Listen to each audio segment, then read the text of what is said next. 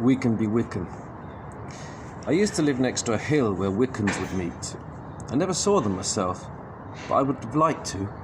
Come on, people in Lord of the Rings get up, chanting in a circle, in the middle of which witches levitate horizontally in their buff coats. What's not to like?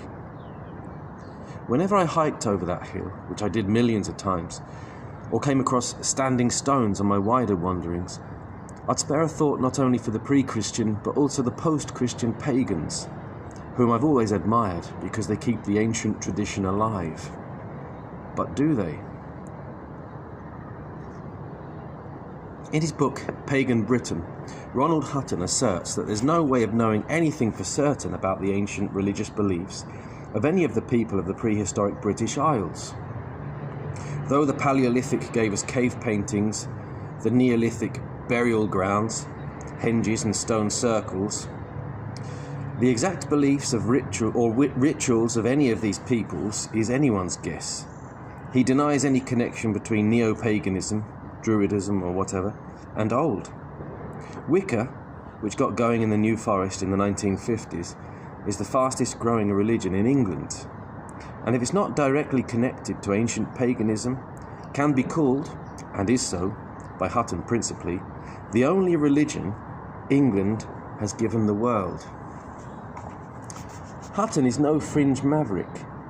He studied history at Oxford and Cambridge, is a professor of history at Bristol University, has written 14 books, is commissioner at English Heritage, and has an impressive collection of peculiar waistcoats. He must know what he's talking about. Here he is.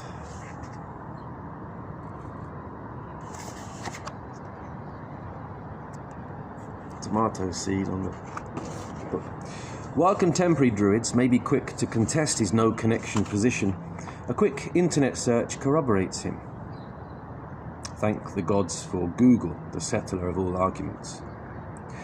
Most of what little is known about ancient Druids comes from second-hand sources such as the Romans and the literature of the medieval Irish, respectively conquerors of the Celts and religious defectors from them. The ancient Druids, writes Hutton, as far as anybody is aware, left no writings, and not a single artifact has been discovered which can with any certainty be linked to them. Which is why he can conclude, it is impossible to determine with any precision the nature of the religious beliefs and rites of the prehistoric British. This lack of historical continuity of the original religion of one's homeland is disappointing for romantics like me, but it's still worth having a look at what the Wiccans, such as those on my hill, are all about. Here's in part what Wikipedia has to say about the religion.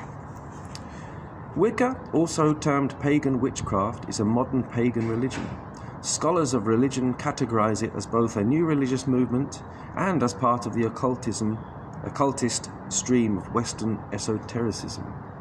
It was developed in England during the first half of the 20th century and was introduced to the public in 1954 by Gerald Gardner, a retired British civil servant. Wicca draws upon a diverse set of ancient pagan and 20th century Hermetic motifs for its theological structure and ritual practices. End of quote. I saw a documentary about this Gardner ages ago. He was, how can I put it politely, a raving nutter.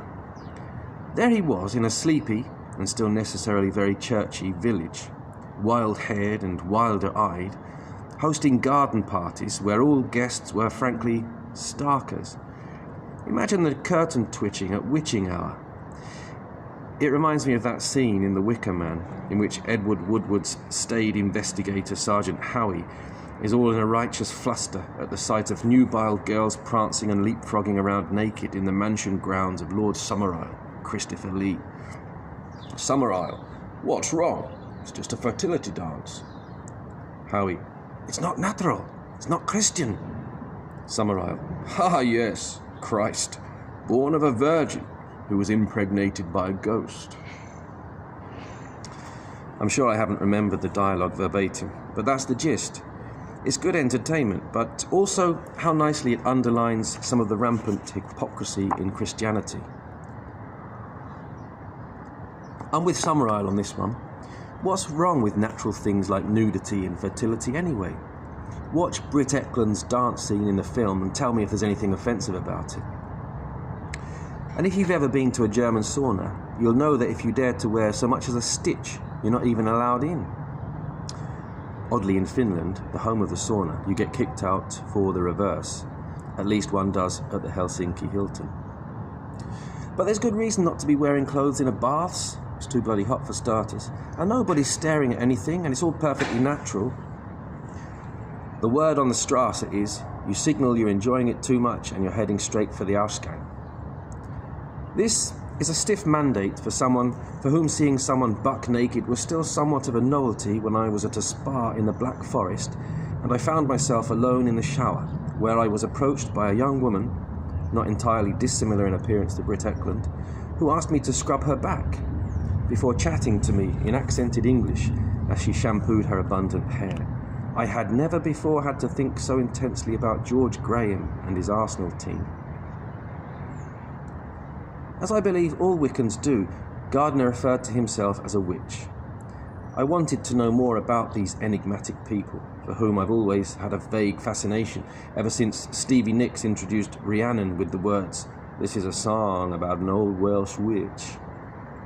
I mean, I knew the basics, such as that they've been persecuted to bilio by religious extremists down through the ages, and that the stock paraphernalia like the alewife hat, hazel broom, cooking pot, cat, and herbal remedies recipe book were the standard miscellany any self-respecting countrywoman in the Middle Ages would have had knocking around the place, but I wanted to become more informed, so I got hold of Hutton's most recent book, The Witch.